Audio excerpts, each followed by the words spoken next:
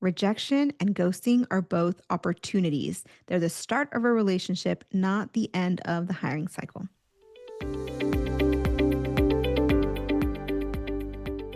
Hey there, welcome back. Isn't it so frustrating to get a rejection email after so much effort? You put all this energy into your job search. You finally get a call back from an application. You go into an interview, and in one email, it's all over. Back to square one, more defeated than ever. Listen, you cannot let this stop you. I work with clients every single day and I coach them through this specific situation on a regular basis. And today I'm going to talk you through that process.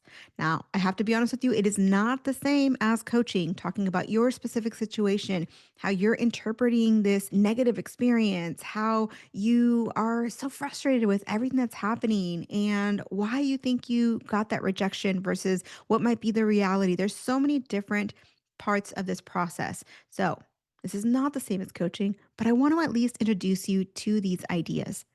The first one of which is that rejection and ghosting are both data points, and data points represent number one, feedback, and number two, an opportunity.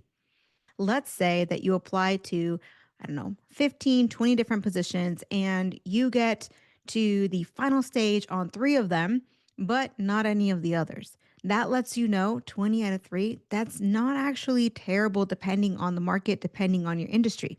For some industries, it's going to be really bad. For other industries or other levels, it's going to be really good. So you want to take that data and actually look at, generally speaking, what is that in relation to your field? What is it in relation to your level? If you're at an executive level, it's going to take a little bit longer than it is if you're looking for a, early to mid-level career position.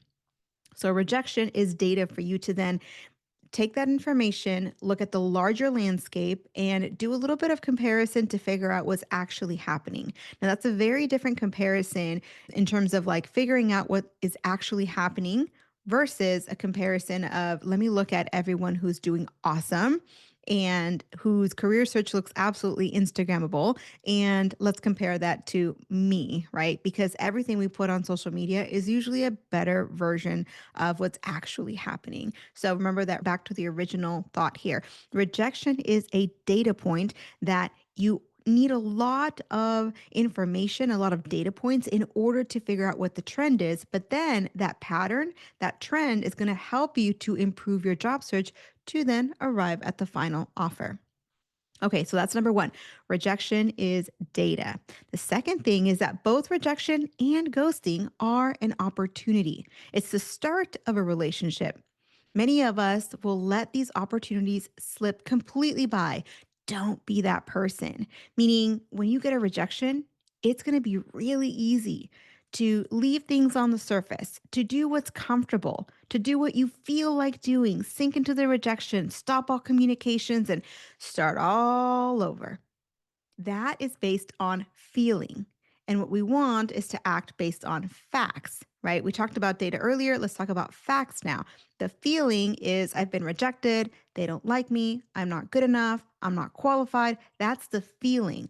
The fact is that now you have someone who already has most of your qualifications. They have your career story. They understand how you got to where you are. And if you got to the interview stage, you are in the top 10%, maybe even the top 5 or top 3% of their candidate pool. And so these are people who have so much information on you. They liked you. They just had one other person who maybe did a little bit better in the interview, and it was a difficult decision. At this point, this is the start of a really good relationship. And even better, this is one in which you were the top 1 to 10%. And so, what you want to do is continue that relationship, take advantage of that starting point. Well, let me back up. In order to take advantage of that relationship, what you're going to do is you're going to send them a message and basically let them know in that message that you so appreciate their time, that you particularly enjoyed learning X, Y, and Z about the company, and you're absolutely open to other opportunities because you found that this is going to be a sweet spot for you should there be a chance for you and them to collaborate on some projects, right? So that's like the practical side of things.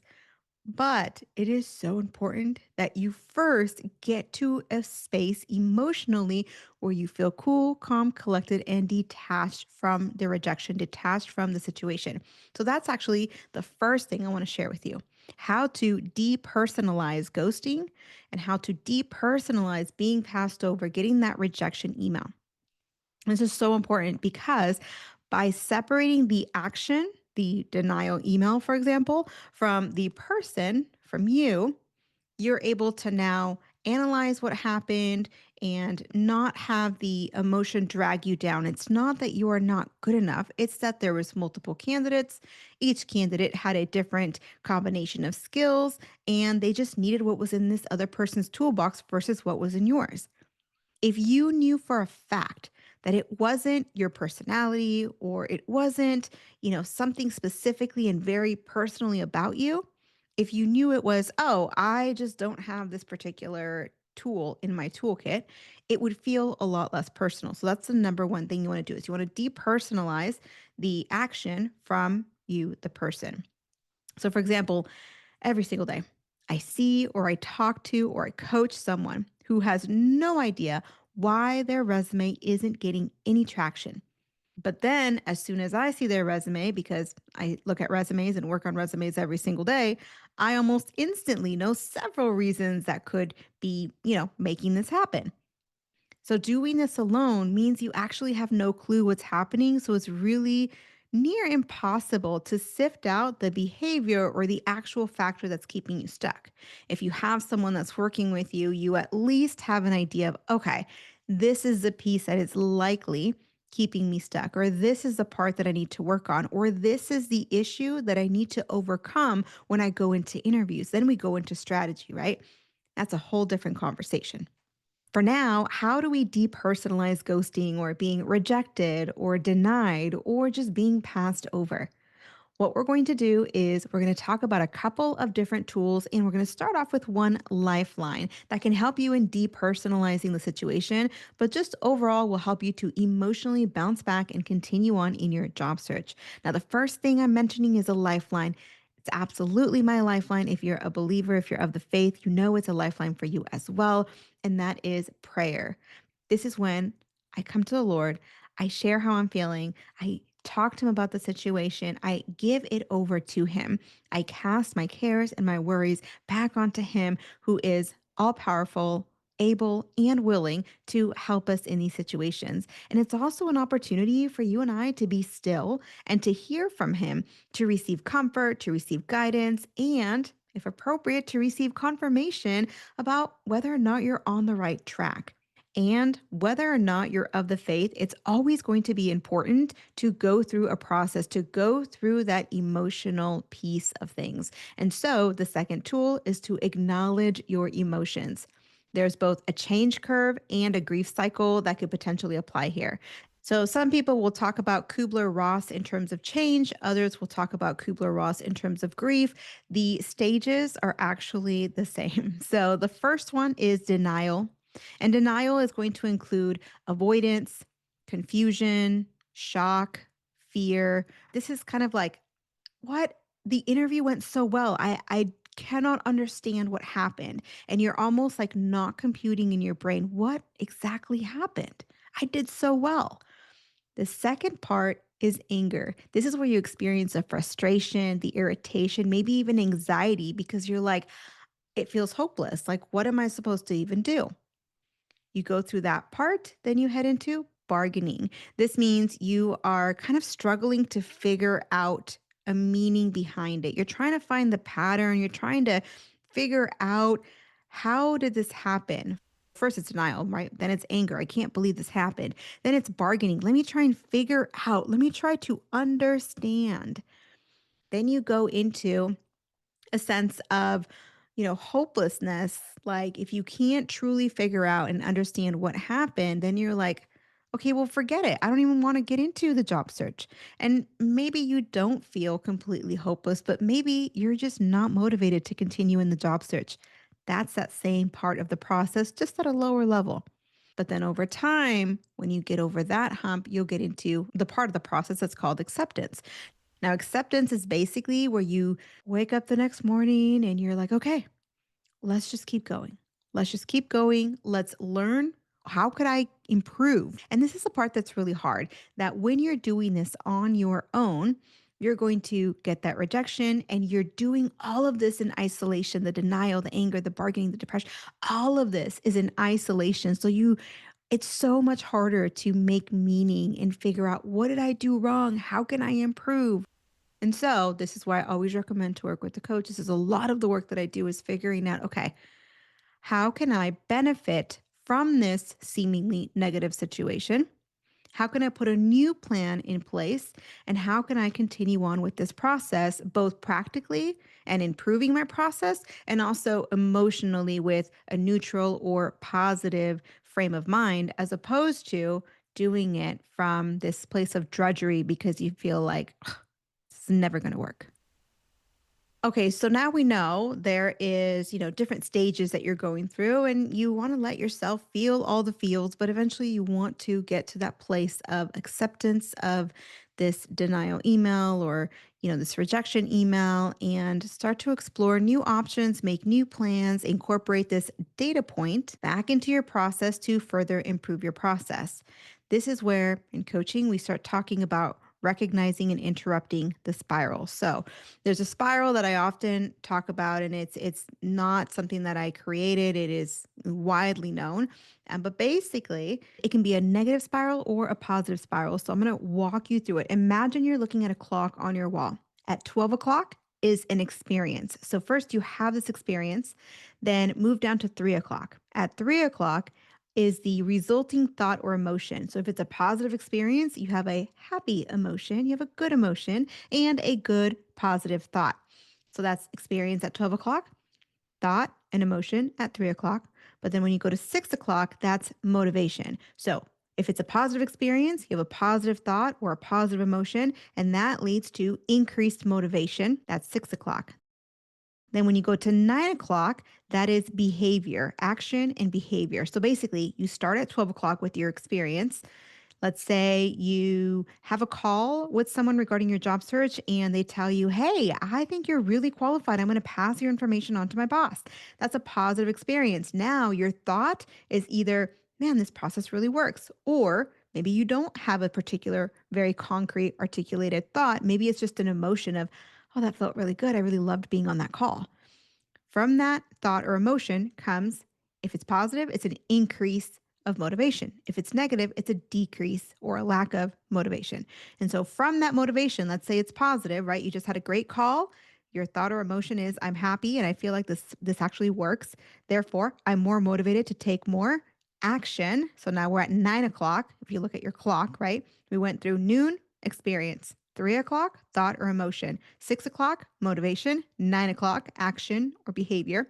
And because that action or behavior is taken from a positive perspective, from a positive sense of motivation, it's got more life in it. There's more positivity in it, where it attracts more people. Because if you're positive, right, what is that? You attract more bees with honey than you do vinegar. So if your action is positively motivated, it's going to be more productive. And that's going to lead back up to 12 o'clock to another experience, another outcome of your action or behavior. But now it's positive because the entire cycle is positive. Of course, now imagine if your cycle is negative. You get a denial email that doesn't feel very good, and your thought might be, this sucks. Why am I not getting an offer? I hate this process. It's rejection is never fun, right? From that, you're going to feel less motivated to take action. Now you're going to take less action, or your behaviors will be more negatively motivated versus positively motivated. And that will almost inevitably end up with a less effective outcome, maybe even something that could again be a negative experience. And down the spiral we go again. And so our work in coaching is to take this cycle from a negative spiral and move it into a positive spiral. And we do that by interrupting the process between your experience and your thought or emotion. So if we can get right into that, so right after you have that denial email or right after you have that negative experience, we have a conversation where you process and reframe from a negative experience into a positive experience. Therefore, you can basically leverage what just happened for positive emotion and to have a positive thought. That's going to lead to increase in motivation where before it would have been a decrease in motivation. And so now you have the motivation to keep going, to take some more action, to have a better experience, and to build momentum by making sure that spiral is going upward and not downward. And so this little cycle is where I'm going to talk about the last tool. And that tool is a micro win. It sounds so silly. You probably have heard it on many YouTube videos, and tons of people talk about micro wins, but there is something to this micro win. A micro win is when maybe you didn't win the war, but you did win the battle. So the goal here is to take a negative experience, reframe it, find the micro win, find that positive thought or positive emotion that's going to come from that experience, and then start cycling upward. Now, what might be an example of a win when you just received rejection? An example of a win is the fact that you are now better equipped for your next interview. So think about what you got to practice in this interview, what you got to improve, what you learned about yourself, what you learned about the company, or what you want or don't want in an interview. All of these are wins, and there's a win in there somewhere that for you is meaningful. So I can tell you what all of these potential wins are, but if it doesn't resonate with you, it just falls completely flat. And so this is where that one-on-one coaching conversation comes in and makes all the difference to be able to find the piece that is meaningful for you, the piece that resonates for you. I know a lot of times an example of a micro win can be that you learn to ask great questions in the interview, or you learn to use your career stories, or you got a chance to practice in front of a future employer. So the pressure is really on. This is not a mock interview. This is not a practice round. This is a real thing. It's a great learning opportunity. But at the same time, side note, practicing the wrong way is not actually practicing, it's actually making you worse. And so make sure that you practice with feedback. This is again where the mock interviewing, the coaching, and all of these things come in because you want to make sure that you're practicing the right way. So you're improving, not just reinforcing bad habits or reinforcing a weak interview strategy. Okay, so altogether, some of the things that we talked about are number one, remembering that rejection is a data point. And we're going to need multiple data points to see a trend. So you actually want to get multiple rejections. As odd as that sounds, of course, it'd be great to have an offer right away. But to get really good in this process, you do need multiple data points, and rejection is a data point. Number two, rejection and ghosting are both opportunities. They're the start of a relationship, not the end of the hiring cycle. Number three, it's important to depersonalize ghosting or rejection so that you can separate it from yourself and it doesn't feel like you're not good enough. It's just you didn't have a tool that somebody else had. And then, speaking of tools, we talked about a couple different tools to emotionally bounce back and keep moving. I shared number one, prayer. Number two, we talked about acknowledging the emotions and, in particular, going through the Kubler-Ross grief cycle. And then number three, we talked through recognizing and interrupting the spiral between experience, thought, and emotion, motivation, and then your action or behavior, and how that leads again to another experience, and how that can be a downward spiral or an upward spiral. And then finally, we talked about the little tool of micro wins, such a simple concept that can help you. I want to say, turn that frown upside down. Such a simple concept that can help you turn a negative experience into a learning opportunity and into a good thing, into a win. And that micro win can then help turn a negative or downward spiral into a more positive or upward spiral. Okay, so I hope that if you've gone through ghosting or rejection in the last couple days, last couple weeks, that this has helped you come back up out of it and get back into your job search better than ever.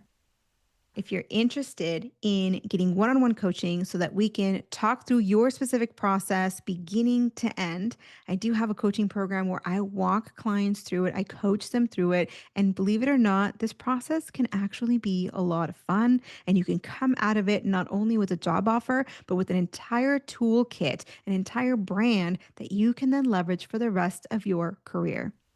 Now, if this episode was helpful for you, I encourage you to come back and meet up with me again on July 15th for episode 120, where we are going to be overcoming the career comparison trap. But before then, Portia Parker Griffin and I are going to have a conversation about the Hogan assessment for hiring and selection, but then also just learning more about that assessment in general. And that conversation is going to take place on July 8th. So that's next week. And that one happens to be episode 119. Now, listen, if you really like these episodes, the ones on emotion, mindset, clarity, right? This entire quarter, this is quarter 3 of 2025, all the even numbered episodes, so 118, 120, 122, 124, 126, right? All of these episodes are going to be specifically on that mindset side of the job search. So I encourage you to stick around, click that follow or subscribe, whatever button it is, so that you and I can meet back here for every even numbered episode. And that way we can have more and more conversations. All right. No matter what, know that we are cheering you on. We're praying for you, and we'll see you on the next one. Hey, thanks for listening. I really appreciate you spending time with me today. If you found this episode helpful, please tap the 5-star review on the show's homepage in your podcast app. It would absolutely make my day, and it helps others discover the Uncommon Career Podcast. Now, to download your free career resources and learn how I help seasoned professionals land amazing offers in as little as 90 days, click on the link in the description or go to theuncommoncareer.com. Thanks again, and I'll see you on the next one.